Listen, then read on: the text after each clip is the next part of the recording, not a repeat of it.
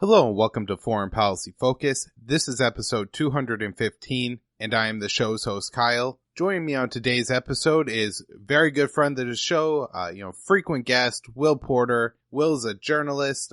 His work can be found at libertarianinstitute.org, antiwar.com, and the piece we're talking about today is At War with Ourselves, Domestic Consequences of Our Foreign Policy, and that was at consortiumnews.com, where you can find some of Will's other work as well. So, Will, how are you doing today? I'm good, Kyle. Appreciate you having me back on. How are you? I'm doing well. Will, this show is going to run on Independence Day, and I feel like maybe this is an apt time to talk about some of the veteran issues because the warmongers definitely use this day to further the war effort to in a way glorify them using our young men and women to kind of shape the world in what they say is a better way. And so I think it's a good time to try to counteract some of that narrative and explain just how little the warmongers actually care about the U.S. soldiers. Yeah, no doubt. I agree. All right. And maybe at the end of this, we should have a little discussion about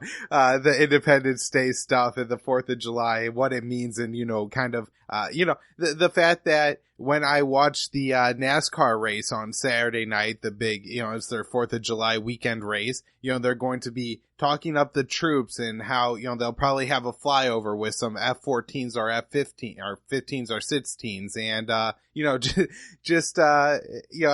that compares to, what we're talking about here. But, let's go ahead and get into your article. Very good article, by the way, Will. I really enjoyed it. And I know, I'm sure a lot of my listeners are aware that the suicide rate for veterans is a problem. However, some of these numbers, become kind of cliche and mainstream and maybe not so accurate. So, Will, can you kind of explain to us, how bad the suicide problem actually is for our veterans? Yeah, absolutely. So, yeah, as you asked, some of these numbers kind of get, there are numbers that are thrown around and cited a lot, but, what are the actual statistics as far as veteran suicides go? And in 2016, the Department of Veteran Affairs actually did a study that found that on average, 20 veterans are committing suicide every single day. That's one every 70 minutes or so. Now, there was a previous VA study that had arrived at a figure of 22 suicides per day, and that figure was widely cited and bandied about. However, that one was also widely criticized because the study that arrived at that figure didn't use complete data. It didn't take data from every state in the U.S. However, the more recent study from 2016 is far more comprehensive in every way, and it does take data from all the states. And we still arrive at the figure of 20 suicides per day. So that's that's a huge amount. Now, as far as the data goes, I think another thing that should be noted is that gun violence statistics themselves, sort of in general, get very skewed by suicides. And so in 2015, 60% of all gun deaths in the United States were suicides. And so, that's a huge proportion of all gun deaths are actually suicides, well over half most years. And a huge, a group that's driving those suicides more than any other demographic is veterans, especially combat veterans. And so they're way disproportionately represented in these numbers. And so in 2014, veterans, they comprise 9% of the U.S. population, but they accounted for 18% of the suicides in the whole U.S. that year. And so they're twice as represented in the suicide figures than they are in the population. And just to get into a few more figures here, since the beginning of the War on Terror, since 2001, the suicide rate among veterans has risen by 35%. That was between 2001 and 2016. And lately, that rising figure has been more so among younger veterans. And so the veterans that are actually fighting the War on Terror itself today seem to be killing themselves at higher rates than, older veterans. Right. And I mean, those numbers are really important. I think the most critical one for me was that, that they're overrepresented, doubled, while they're only 9% of the population. They make up 18% of the suicides. Do you know if that first number, the 9%, if that applied to all veterans or just combat veterans? I'm just wondering if the number is even higher when you're talking about just combat veterans. I think the 9% was veterans in general. Vets make up 9% of the population. So yeah, I think the ratio would be even more stark with combat vets. And I've been reading and seeing some stories online recently saying that, American farmers are at the highest rate of suicide by profession. And so I guess, veteran really isn't a profession. So that's how they get around that. But I don't know. I just find it interesting that everybody's kind of pointing in that direction, saying that, oh, there's a real problem here among the Trump supporters, when really it's, the veterans that seem to be doing the worst in that front. Yeah, I would have to look at the data for the farmers, but I was actually under the impression that, like, if you consider soldier a profession, that, like, no, actually the suicide rate is the worst among soldiers or veterans. However, another interesting figure that I forgot to include in my first thing there was that it is likely, actually, that we've lost more U.S. soldiers to suicides than we have to enemy action in the wars themselves. It's kind of hard to find the absolute numbers, like reliable figures for like the absolute suicide numbers for each year. But if you do if you just tally it up based on that 20 a day average, you end up with far more, over the 17 years during the terror war, you end up with far more people dead from suicide than you do from enemy action. There's been like 6,800 killed in Iraq and Afghanistan, and maybe a handful more in Libya and Syria and places like that. But if you're tallying up 20 suicides a day for 17 years, you end up with like over 100,000. And so even if that 20 a day average, even if that's, way inflated, like likely we've probably lost more people to suicide than we have, combat. Right. And, this is something that would be hard to count, just count. Because on the other hand, do you count suicide as somebody who, either drank themselves to death or overdosed on drugs, accidentally, or, something like that. And that doesn't necessarily get counted as a suicide, but at the same time, we'll talk about Peter Van Buren later, but, this is one of the consequences of wars, that some people will see things that they, their coping mechanism ends up becoming drugs or alcohol. Yeah, no doubt. Yeah, I think if you accounted sort of like the destructive behaviors that might lead to death, you'd end up with even more deaths. Like when we're talking about veteran suicides, like with the data we do have, we're primarily talking about with firearms, like straight up just like, killing themselves with a gun. But yeah, there's a lot of other behaviors that might lead to death or dysfunction or whatever that you could also include in this tally, I think. So yeah, it becomes hard to sort of calculate the full total impact. Right. And, just real quick before we move on from this, I'm just reminded of something that Michael McPherson said in his congressional testimony. And he's a veteran and the president, I believe, of Veterans for Peace. And he pointed out that there was a father who, upon learning of his son's death, tried to set himself on fire. And so here we would have another case of a suicide. And I think in that same family, after the brother died, the younger brother started using drugs until he overdosed. And again, that's not going to be counted here. But at the same time,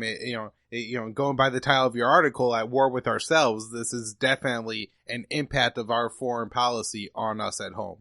Yeah, absolutely. For every veteran that, commits suicide or develops a bad habit because of their feelings or whatever, there's ripple effects with that, go into the families, and the veteran is not the only one who suffers. Definitely. All right. So in your article, Will, and I know you're not like a mental health professional or anything like that, but, you do go into and break down, what kind of, causes this and why are so many veterans killing themselves. And, I'm guessing it's not because being in the desert, changes, the brain structure or anything like that. Or, it's not the Muslims casting a spell on us. And you kind of break down two, scenarios, and one is PTSD and one is moral injury. So do you want to kind of explain what those two things are, why they seem to be causing suicide, and it may be helpful to just kind of point out the differences between the two. Yeah, sure. So, there might be some degree of overlap between these two concepts between PTSD and what we call moral injury, but you can sort of distinguish between the two, though. So I would say that like PTSD deals more with like the physical or the physiological after effects of trauma. So when people live through traumatic events, it's not only combat veterans or soldiers, it's anybody who lives through trauma, but especially soldiers. And so with combat veterans, they've lived in a war zone for an extended period of time, and this creates in them a sort of like sustained long-term fight or flight response. And so there's a lot of like physiological stuff associated with that, this fight or flight response. There may also be feelings associated with it, like fear and anxiety and stuff. But this is also a physiological thing with like adrenaline and cortisol and dopamine and these sort of neurotransmitters. Now, when we're talking about moral injury is more about like thoughts and feelings. It's about guilt and shame and self-loathing. Oftentimes when somebody is morally injured, it means telling themselves that they didn't do enough to prevent something, or they feel that they didn't deserve to live when others died. when somebody's suffering moral injury, they have these feelings. They might not have actually done anything wrong, like anything we would consider objectively wrong. It's all about the perception of wrongdoing. It's all about the perception that someone has violated their own moral code. And so, I would sort of say that is like the way to distinguish the two. That moral injury is more of like it's more about feelings of guilt, whereas PTSD is more about like fear and flashbacks and panic and sort of that kind of thing, adrenaline. Right, and I think that Peter Van Buren, I've heard him do interviews with Scott Horton and other people, kind of does a good job of explaining here that one of the differences would be is like it's a different kind of injury. Like think about depression versus diabetes. PTSD is like physiological, as Will was saying, where just because there's so much like cortisol being pumped into the brain the whole time, like the layout of the brain actually ends up changing, and this makes it very hard to just go about and live an average everyday life, where you're not in these high stress environments all day, and it causes people, tons of problems. Where moral injury is more damage to like the kind of the humanity or the personality or the soul of the person, where it's something that, there's no physiology to it. Like you just feel bad all the time about what happened, or you have certain feelings about what happened. Remember, there's a lot of soldiers who were put in situations where, they had to choose between potentially losing a member of their squad or killing an innocent person, maybe even a child, or were ordered to destroy a building and it later turned out there was a child in there. I mean, what people are asking these soldiers to do are extremely difficult tasks, and, there's no preparing, there's no, really study of philosophy to help them to like understand what their task is and the morality behind it. And so then, they're put in these impossible situations, and you just feel bad because there's no winning, right? And I guess that's what I'm trying to say is that, the situation, right, whatever call you make, you're going to feel terrible for the rest of your life about it because, somebody is probably going to die and you could have done something to stop that. Yeah, and I would say this sort of this problem, this phenomenon, I think it extends and stretches back probably across all wars, at least in the modern era. But there have been like evolving sort of like understandings and perceptions of this kind of thing. We used to call it shell shock and just saw it as sort of being like a fear-based thing. But there is better understanding of like PTSD and moral injury, more refined understandings as we go on. And I also, I guess it's worth mentioning that moral injury, I'm assuming would apply to, the parents right now in Yemen who are deciding whether to buy food for their family or to take their child to a hospital who's either severely malnourished and needs medical treatment or who maybe has cholera. And taking them to the hospital is the only way to save their life. So you really have parents who are going to be gambling on some of their children's futures no matter what decision that they make. And I'm sure that they're never going to be able to like cope or really understand that decision. Yeah. It's not just soldiers or combat veterans. It's anyone who's really in a situation where they have to make profoundly difficult moral choices and where they feel they've violated their own moral code. That's who becomes morally So injured. In preparation for this show, Will, I opened up one of my favorite novels, and that is Hooper's War by Peter Van Buren. You cited him pretty heavily in your piece here, and great guy, former State Department official. He also wrote We Meant Well, and this is about his time in Iraq trying to kind of reform and build a nation in that country and explaining why that all went wrong. But that's actually like a nonfiction. This is a novel. It's very well written. I really enjoyed it. I recommend all my readers check it out. But in that book, he, presents several of these scenarios very well, explaining that the decisions that people have to make during wartime that causes them these moral injuries. So, Will, I was just wondering, what Peter told you, for your article that you thought was interesting. Yeah, we had we talked about quite a few things, but Peter is a great writer and a speaker on this issue of moral injury and many other issues. As you said, he told me about, he was in the State Department. He told me about how he served in Iraq. He lived at a forward operating base, with soldiers, U.S. soldiers in Iraq. And that, we talked about how in that year, 3 soldiers he knew on that forward operating base died. But these soldiers weren't killed by insurgents. All 3 of these guys killed themselves. And we didn't really get I don't know if Peter knew exactly the reasons why these soldiers did. I don't know if he knew them very closely personally, But these suicides on base, like, got Peter, thinking and writing about these things that would eventually become Hooper's War. This, these thoughts about, making tough decisions in wartime and struggling with, with emotions and guilt and stuff in wartime. I think a lot of this comes back to the soldiers that he served with killing themselves. And, that's at least part of what we talked about in my interview. All right. So I think the big thing now is guilt. And you have a whole section in your article about the guilt that's plaguing our soldiers and how this is related to occupation. So let's go through that, because I think this is really where it ties into the American foreign policy and why it's our foreign policy specifically that's ruining the lives of all these soldiers and all these families and really, just all these Americans and people around the world. Yeah, when it comes to the guilt, I think it's kind of a big issue. I think it's multifaceted. There are many different potential reasons why a soldier could feel guilty. Even in a hypothetically justifiable or justified war, terrible things could happen that would leave somebody feeling guilty. Death of comrades or death of enemies even can be traumatizing. There's also, as I mentioned earlier, sort of survivor's guilt, like, having done nothing wrong yourself, just simply being alive when other people weren't. So all these things could potentially make a soldier feel guilty. However, all this stuff is made so much worse with the kind of wars that we fight today, where there's really no clear moral imperative behind what we're doing. There's no Nazis, there's no communist empire, evil empire to fight. We're endlessly occupying and bombing these countries, and we're killing thousands of people while we do it. And I think a lot of soldiers are just sort of now asking, like, to what end? What is this all for?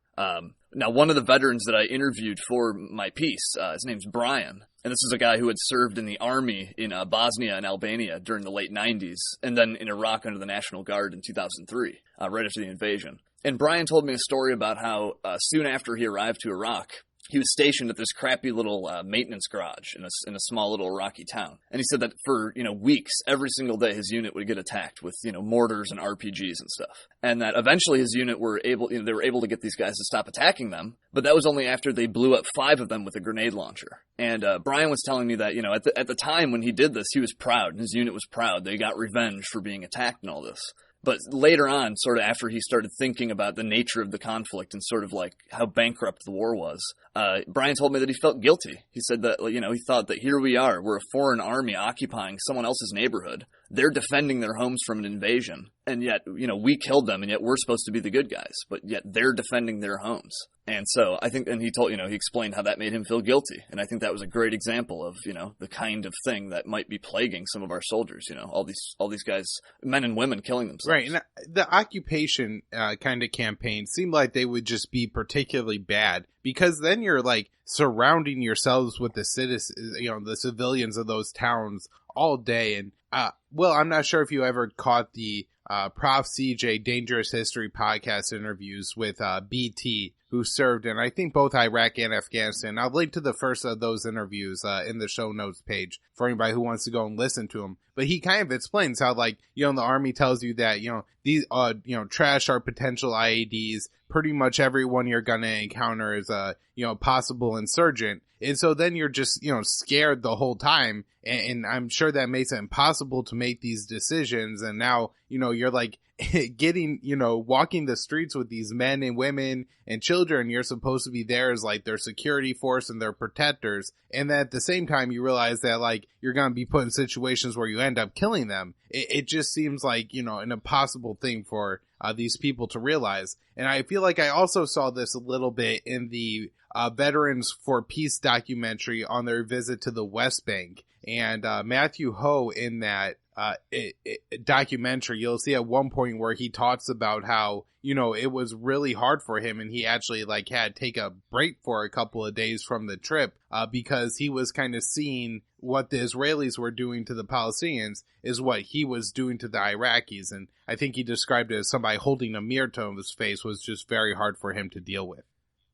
Yeah. I think there's definitely something to what you're saying here too about like counterinsurgency war, where like you're living among the population. There's situations where there might be a woman and she has, is she carrying a baby or a bomb or something? And there's probably been a lot of situations where soldiers have but made the decision to assume she had a bomb and did something that they might regret. So I think definitely that kind of counterinsurgency war is very conducive to creating the kind of guilty people we're talking about. All right. Well, so I think the last thing worth talking about is, what could be done here? Obviously, other than like, if you are a veteran that's, having some issues, like, reach out to groups like Veterans for Peace, who I know, make efforts to help veterans, or, suicide prevention hotlines or whatever. But specifically, in kind of the broader sense, Will, what can be, if anything, be done here? Yeah. So like, honestly, it's hard for me to say like broadly what we can do other than sort of what you and I already do, sort of just like campaigning against the wars. Obviously ending the wars is the surest way to stop traumatizing soldiers. Even if we do that though, there's still thousands of people in anguish, for them, the damage is already done.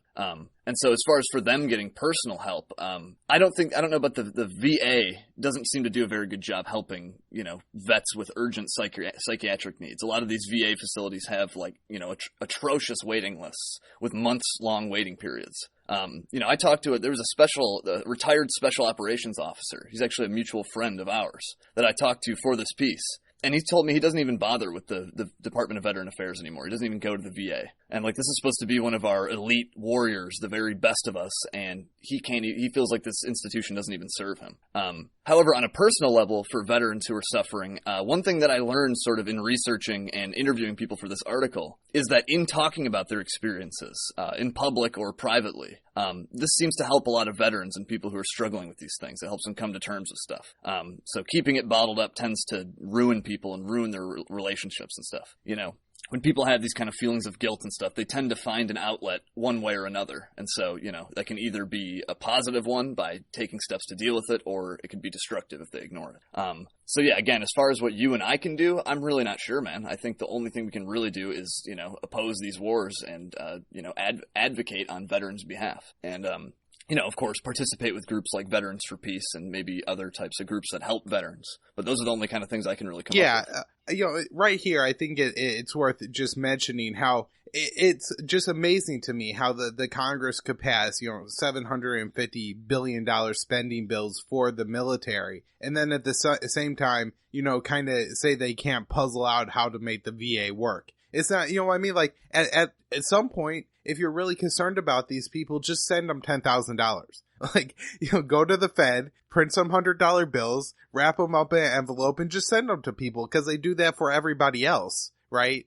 I mean, it's just like kind of puzzling to me how like all these people could claim to care about the veterans so much, and then when me or you say like, hey, these wars these people are fighting in and getting so injured in are really stupid and terrible, and they don't help the United States, and they actually make Americans less safe, and they cost us a whole lot of money, then we're anti-veteran and we hate the troops and all of that. But yet, these people who have voted for countless wars keep sending our troops, the troops that died in Nigeria, the Congress didn't even know they were there. Lindsey Graham was like, oh, I didn't actually know we had troops in that country. And yet they got killed. You would think they would be the ones that, should be responsible and have to answer to, why do they hate the soldiers? And yet it's always us. And I think there's probably a couple reasons for that. And I'm sure one thing that makes it has to be kind of hard for the soldiers to talk about it is that the wars are so glorified, in that, even now, even though the Iraq war has been proven to like be done under false pretenses, and, there were no weapons of mass destruction, and same with Libya, and eventually I'm sure we'll get there with Syria, and to some extent Afghanistan. At least the nation building has been shown as a failure. So I'm sure, because when me and Will talk about these wars, we get some backlash on, talking so negatively about them and that being against our foreign policy. I'm sure veterans like kind of have to, experience that same like kind of cultural zeitgeist maybe, where like you really shouldn't talk about negatively about the wars. But yeah, if, serving overseas is resulting in 22 veterans killing themselves a day, then obviously these wars are not a good thing, right? So I don't know. That just seems like it would have to be something pretty difficult too. Yeah. I mean, exactly. One of the guys that I interviewed for this piece, this is specifically something he told me that, coming home off the plane, everyone's clapping for him and stuff. And he said it made him feel kind of dirty. He didn't want people to clap for him. He knows what he did there. He knows that, as much they can think that it's the most heroic thing ever, but he knows the reality of it. There's, when he goes home and sits at home with his thoughts, he knows what he did. And so the clapping doesn't help him. It doesn't help him talk about it. It makes it harder for him to talk about it because, he's expected to sort of keep up this thing that he's the hero. And so if he starts saying that, I did evil things or I did things that I feel really bad about, I did things that I don't think I can live with, then that makes, that goes against, like you said, the whole social zeitgeist, and it makes it 100 times harder to talk about these things. And there's a great Marine Corps retired, veteran who's a whistleblower and does a lot of great work for veterans now, named Matthew Ho, who talks about the same thing about, not feeling like he's a hero and being treated like one makes him feel worse. So, Will, we're running this show here on Independence Day, and I thought maybe this was a appropriate date to do it. I don't know. Like, I get why people like, doing shows like this on Memorial Day or Veterans Day, but I don't know. Independence Day isn't supposed to be like specifically a celebration for veterans. It was supposed to be the day that we defeated the monarchy and, gained independence, but it's really turned into like, I don't know, maybe the ultimate America Day, which since 9/11 has been distorted into like the ultimate like military day, because that's pretty much, I guess, what Americans, at least a lot of Americans identify as America is our aircraft carriers and our F-35s or whatever. So I don't know, Will, kind of take this wherever you want, but I'm sure you have something to say here about, just the general attitude of Americans towards Independence Day and towards our foreign policy. Because as we talk about, all these negative things that we're talking about in this show that are happening because of our foreign policy. Yeah, so, I think for the 4th of July holiday, like, has maybe always had some martial aspect to it. We're celebrating the Revolutionary War. We're celebrating, with the fireworks and stuff. I think that's supposed to kind of replicate bombs bursting in the air and all this stuff. So there's always kind of been some kind of martial aspect to it. But yeah, you're right. I think sort of in the modern era, since 9/11 at least, it's really been turned into this jingoistic kind of holiday where we celebrate America and all of America's virtues.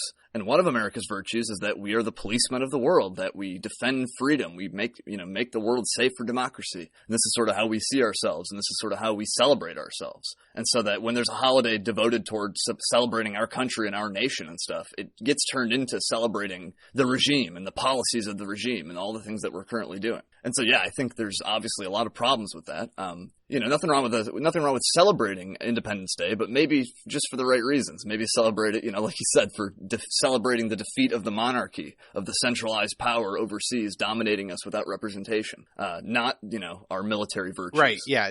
It used to be celebrating the defeat of the world power. Now it's celebrating the continuing of the world empire, I guess is the best way to say that. I think that's pretty much all I have on today's show, Will. If there's anything you'd like to add, anything you think we missed on covering this subject, there's a lot to it because, this is like we said, 22 people killing themselves a day, way, proportional to the amount of veterans in the country. So what you got, Will?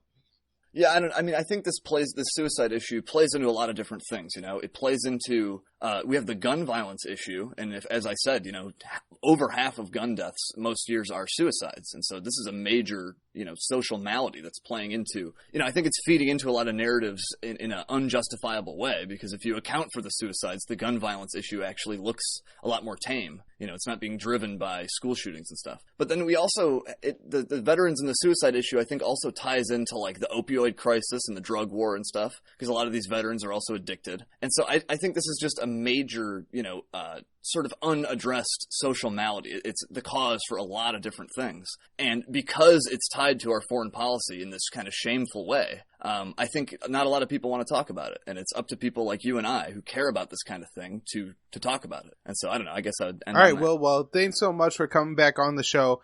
Tell people where they can find you. As I said, Will Porter, journalist, focuses mostly on foreign policy issues and Mideast affairs. Work can be found at antiwar.com, consortiumnews.com, and libertarianinstitute.org.